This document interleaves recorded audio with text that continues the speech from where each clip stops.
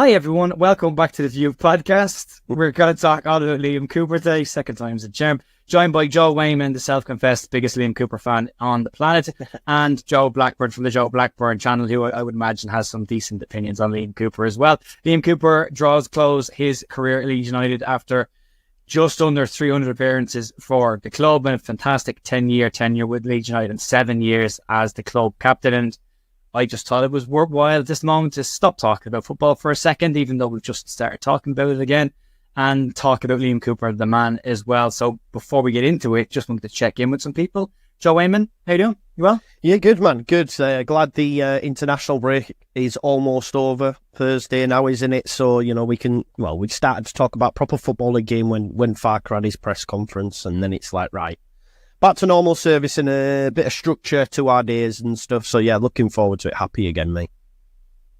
Good to hear. Joe Blackburn and your cat's tail. How are you two getting up? I'm getting on all right, because both this and my actual job are in the world of football. When football goes away, so does most of everything. So I'm very, very glad that it's coming back. That would be very nice. We're going to talk about Coops. And Joe, head of a career at Leeds, 10 years, brought in under the chaos of the Massimo Cellino era. Probably one of the brighter sparks, I suppose, in terms of the length he had in the career he had at the club. From that point, what are your overarching thoughts and feelings on Liam Cooper's career, Leeds, Joe? Yeah, I think you've hit the nail on the head. We were, it was only just last week we were talking about Sol Bamba, and I think he was light in the dark, but I would also classify Cooper as being like that as well. He was one of Cellino's signings, was brought in and really seen the rebirth of Leeds United, and he was club captain throughout that period. Like you mentioned, 7 years as club captain. I think it was quite interesting. Everyone wants to talk about leadership and stuff, but, he was made captain throughout that period through poor managers, good managers, however you want to see it. So I think, he got Leeds. I know it's a little bit cliche, but he got Leeds both on and off the pitch. Was a key cog in the wheel, really, in ensuring Leeds United got back to the Premier League. And I think he always held the best interests of the club and the fans at heart, I felt. I don't think he ever missed a step. I don't think from an optics point of view, outside of the club, everything, when we would have the Chris and Kev stuff, when we would have, fans that might be going through things, when they would come to the football club, he was always at the forefront of that, obviously.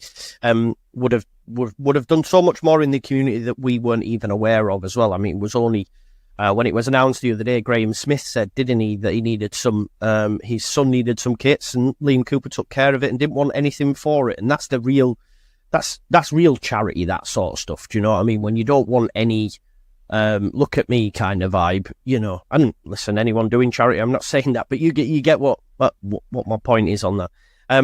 So yeah, he got it both on and off the pitch. I think, look, he, of course, sometimes wasn't amazing, but there's a reason why he was a championship footballer, right? Who then went on to be a Premier League footballer. He sometimes did make errors, but I think they were just far overblown. Anyone outside of Leeds United, I always remember a little short he had where Cossie, a Huddersfield fan, was like, said, war on Gaza, Liam Cooper's fault. War here, Liam Cooper's fault. Like, everything was Liam Cooper's fault. Or the old guard, for that matter. So it'll be interesting to see who's next in line. But no, Liam Cooper, I will always have fond memories of him. I think for a lot of people, he'll be, well, for me anyway, he's a modern-day legend. I don't think we'll ever get another player that's here for 10 years. I think they're very hard to come by now. Maybe you would have hoped someone like Archie, and what was he here? But a year in the first team. Do you know what I mean? So I think it's going to be very hard to come by nowadays because, they're either not good enough or they get sold to the top 6 clubs, unfortunately, if they are good enough. So I think, we probably won't see his like again at the football club. So for that, I'll always be grateful. And like I say, he came and oversaw the rebirth of Leeds United and back to a Premier League club. Yeah, very good. So I'll always have fond memories of him, mate, yeah. That's lovely, mate. Yeah, a lot to unpack here. We'll get into more specifics in a couple of seconds. But no, perfect, mate. Lovely summing up of his entire time at Leeds. Very well put. Joe, what's your take on Liam Cooper's career at Leeds United and what he's done for Leeds? Honestly, I can't really add too much to that. That was pretty much put perfectly. Like, the amount of stuff that he did for the entire squad and the behind-the-scenes stuff especially wasn't something that I would have initially considered. So I'm really glad that you brought that up, because it's important that footballers are those role models, both on and off the pitch. And just something that I mentioned on, I think, one of Joe's streams in the chat was, as much as people say we need leaders out on the pitch, the difficulty of what Liam Cooper's job would have been was when Marcelo Bielsa was managing the club, he's not really going to do the man management stuff. So all of that has to come from the leadership group, or whatever you want to call it. And the fact that Alioski, Cooper was able to keep the likes of Alioski in check rather than bouncing off the walls like Alioski did was wild. And that's a big sort of testament to his sort of ability to deal with people in that situation. And yeah, it's a shame, to be honest, because it would have been nice to have his leadership around this season, but then again, it's probably best for everyone at this point. Yeah, there's a gaping hole that's left in the dressing room. Again, we can talk whether you rate Liam Cooper as a footballer or not. There are people who are qualified in this game, who have played in it for a long time, who have managed and coached, and all of them, to a man, put an armband around that player's arm, so they must clearly see something in him that us not qualified people maybe don't always see. But there's a lot of really good stuff that's been said there. Loyalty is something that Leeds fans talk so much about. And Liam Cooper is one of those players that through thick and through thin was staying with Leeds United. Joe Wainmann, he came in at an awful time in the club. We had an owner in Chileno who was draining swimming pools, telling players to bring packed lunches with them, bringing in second-rate Serie B players, firing managers, rehiring the following day, then going through a litany of coaches. And through that whole period, there's a person like Liam Cooper, nicknamed League One Liam, which was always a little bit unfair. Yeah. Goes on to have over 60 appearances in the Premier League, and the goals and assists. So not a flyby at all, but he gave everything to Leeds United. The side before itself was called out by Prag Morate. It's a huge part, Joe. He epitomised that. When we talk about loyalty and wanting loyalty, he's loyalty, isn't he? That's the side before itself is everything. Yeah, no, for sure. And I think as well he was quite, I don't know, maybe he was quite lucky in respect of the acquisitions that we did get during that time. I think Stuart Dallas was a Juve Rosler signing, but then you had Luke Ayling as well that was brought in by Gary Monk, and these sort of characters, Pat Bamford as well. I mean, he mentioned them, didn't he, in his message? He mentioned DJ as well. So clearly put together a good leadership group, right? So I think he was quite lucky in that respect as well. And they all were singing off the same hymn sheet, them lads for sure. So yeah, and he was loyal, definitely loyal, because he could have left last summer, if you remember. You know, when there was talk of even moves abroad. And, you know, he also echoed the sentiments of many Leeds fans with the whole line, if you don't want to be here, then F off, you know. And I think that was a lot of, and again, I come back to that point. I don't think he missed a beat when it was in terms of what we, the fans, would have liked from the captain. And he probably got that because he was born and raised in Yorkshire. He's a Leeds fan. So, yeah, I think... Yeah, he's leadership or loyalty personified, and definitely leadership. That was always a thing that I never understood, is when people, and I would get into many debates about, well, he's not a lead. Well, he is a leader because, like you've just mentioned, Joe, there's a reason why every single manager who came through the football club made him captain, you know? I think it was even quite telling that when Monk had Bartley and he had Pontus, whenever Cooper would come in, he would get the armband. Do you know what I mean? So I think last season, when he was no longer the team captain, was still the club captain. But even last year when he came on, Ampadu would hand it over straight away. No hesitation. Yeah, and I think as well, and I said this on a video that I did, I think all great teams have a captain, and I think we would look on this side that got promoted under Bielsa as a great side, okay, not as good a quality as the Revy era. Of course, when we were in the Champions League, no one's saying that. But for Leeds United fans, in what has been quite a barren spell, that team that got promoted under Bielsa with the style of football we played will be perceived as a great side, yeah? And he was the captain of that side, and yeah, it was great. And obviously when you're a captain under someone like Bielsa, etc., you know, like, he'll always be remembered fondly for that, you know what I mean? I think every player in that side will. Yeah. Great, man. Great.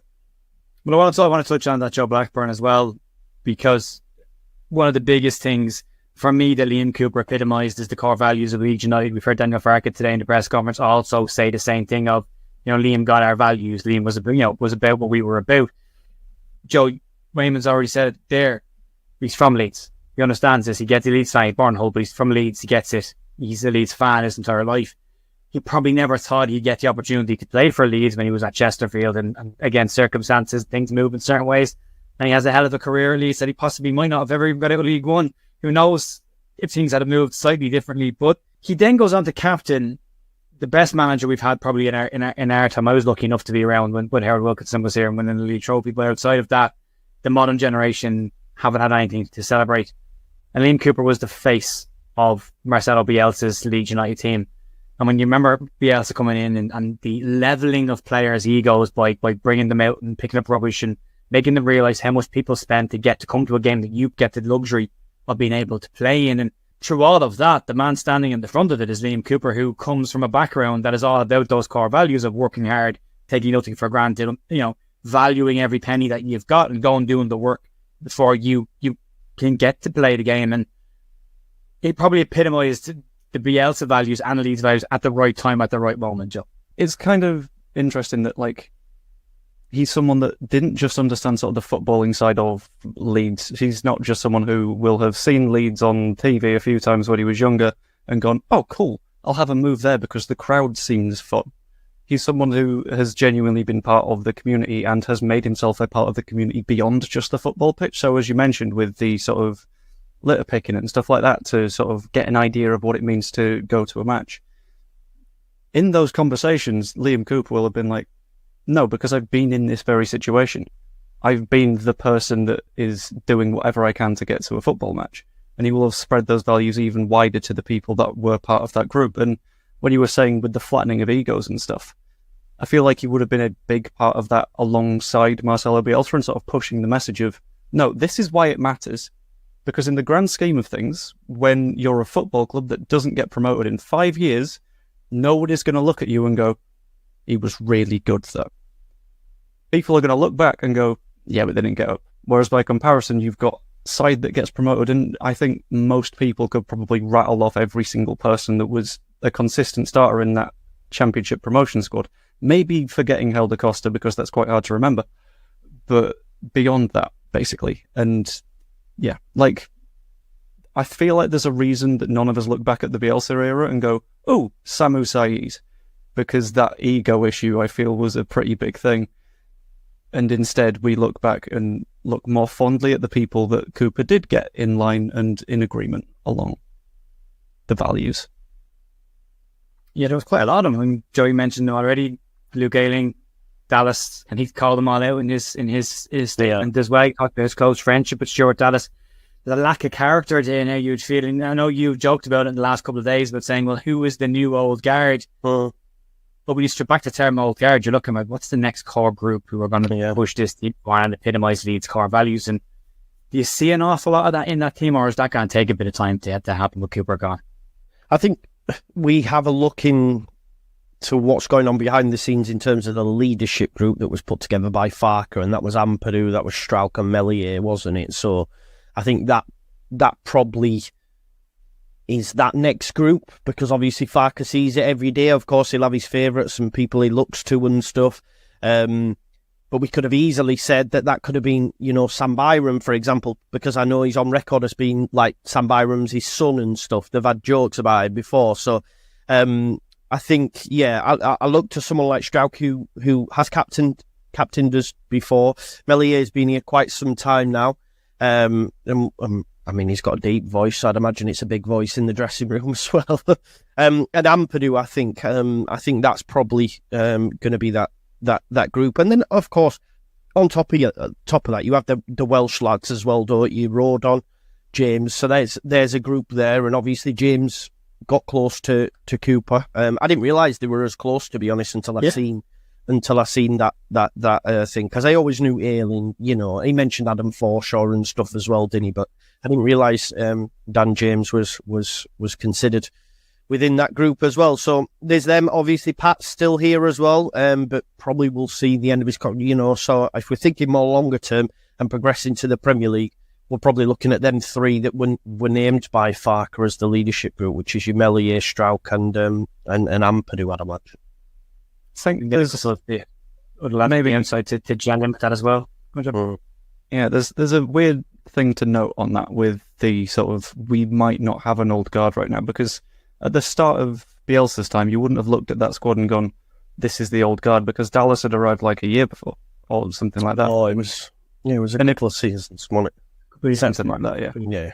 But they hadn't had the chance to become this core, this old guard, because the Championship, as we know, is full of churn and losing players when they're good, and when they're bad, maybe you have to hold on to them, maybe manage to ship them off to a League Two club on loan or something weird like that. Maybe you finish 15th 3 years in a row, you know? Yeah.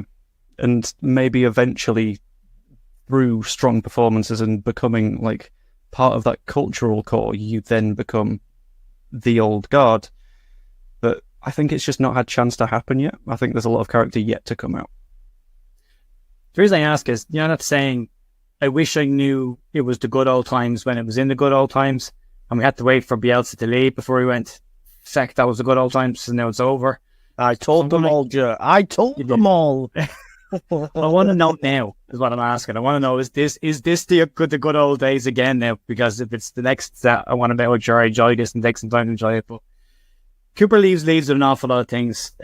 Joe Blackburn, one of the things that he always struck me as was being very proud to wear the Leeds United shirt, and even prouder to be the Leeds United captain. The way he speaks about himself as your captain, like it's a response. It always comes true to me as a responsibility that he feels that he has to do it a certain way. I think he looks to the legacy of the older captains, the ones that have been ingrained in Leeds history over the years as well. But from a pride standpoint, where do you stand with Liam Cooper's, pride for playing for Leeds United?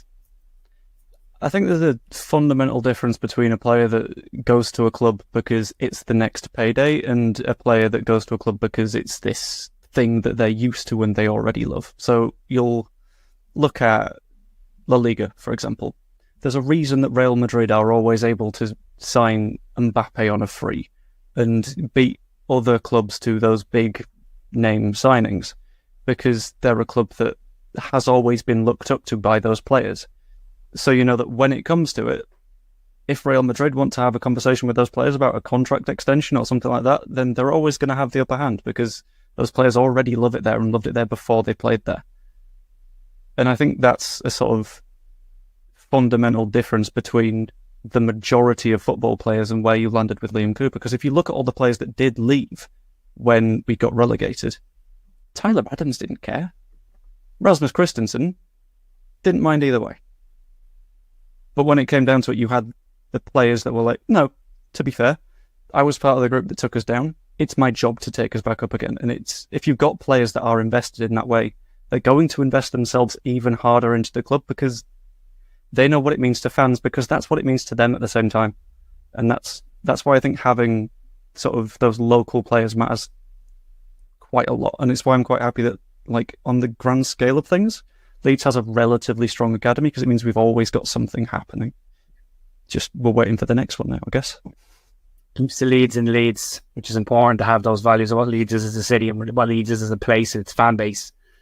Joe, before we wrap up, Wainmann, just wanted to ask you, what's Liam Cooper's legacy? Because that's what every pro wants when they leave a club or when they finish their career.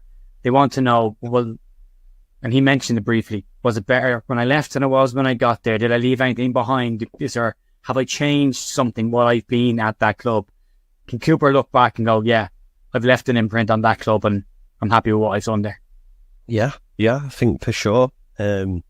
Because It's a shame it didn't end. It hasn't ended with him in the Premier League, or at least getting guided back. Like if we'd have gone up last season, what an ending that would have been, for example. But I do think Leeds United now are a totally different animal than where we were when he came in. I think we were perennial Championship nearly runs almost. We never looked like we were going anywhere.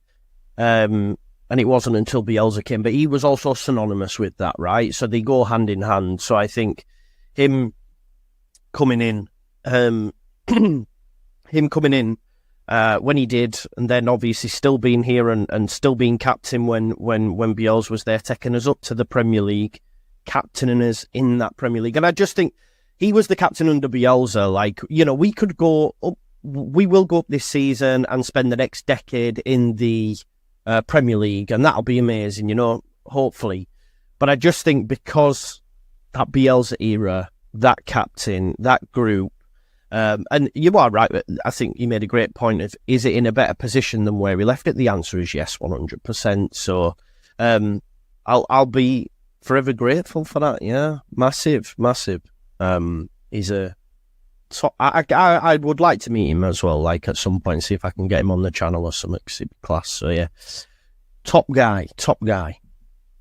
He's definitely one of those, if I could speak to 5 people at least. Yeah, I think so. Yeah, one of them I'd love. Yeah. Because he's been so true. So he's seen so much during his time there. Like, he has seen absolute polar opposites. A 9th place Premier League finish in the best football Leeds have played in God knows how many years, and empty swimming pools and packed lunches at the same side. And like, that was your Leeds career, mate. You were in the middle of all of that.